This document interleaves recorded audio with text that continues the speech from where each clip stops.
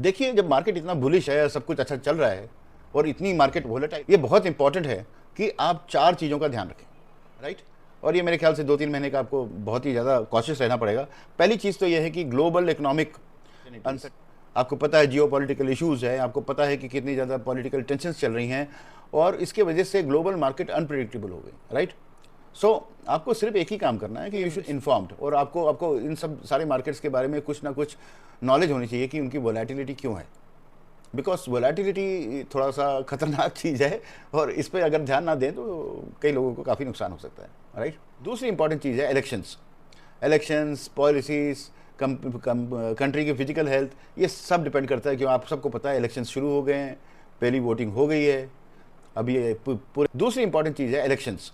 महीने, इस महीने में और अगले महीने में वोटिंग चलेगी, जून 4 को रिजल्ट आएंगे, तब तक जो है थोड़ा सा अनसर्टेन रहेगा, थोड़ी सी वोलेटिलिटी रहेगी। 4 जून के में जो भी गवर्नमेंट आएगी उसके हिसाब से थिंग्स विल चेंज।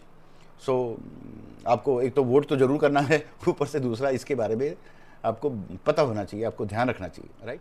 तीसरी इंपॉर्टेंट चीज़ जो आपको स्टडी करने की जरूरी है वो है Q4 अर्निंग्स, राइट? और सेक्टर परफॉर्मेंस आपको पता होना चाहिए। तीसरी इंपॉर्टेंट कि अभी अभी जो है सबके रिजल्ट्स अनाउंस होने शुरू हो गए और कंपनीज के रिजल्ट आने शुरू हो गए। जो 4th क्वार्टर के रिजल्ट्स हैं ये हमें दर्शाएंगे कि इकॉनमी कैसी चल रही है, परफॉर्मेंस सेक्टर की कैसी हो रही है और आगे दिन अच्छे आने वाले हैं। तो आपको सेक्टर वाइज परफॉर्मेंस के बारे में पता चलेगा, कंपनी कैसी कर रही है, कैसा नहीं कर रही है, और अगर वो कॉन्फिडेंस देती हैं तो मार्केट और ऊपर जाने की उम्मीद है, बेकार आने वाले हैं। तो आपको सेक्टर वाइज परफॉर्मेंस। चौथी चीज़ जो इंपॉर्टेंट है वो है इंटरेस्ट रेट और इन्फ्लेशन, राइट?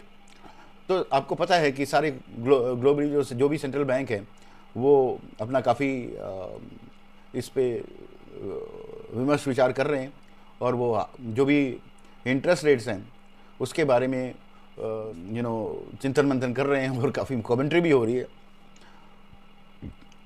इन्फ्लेशन राइज हो रहा है हर जगह, मेनी ऑफ द कंट्रीज।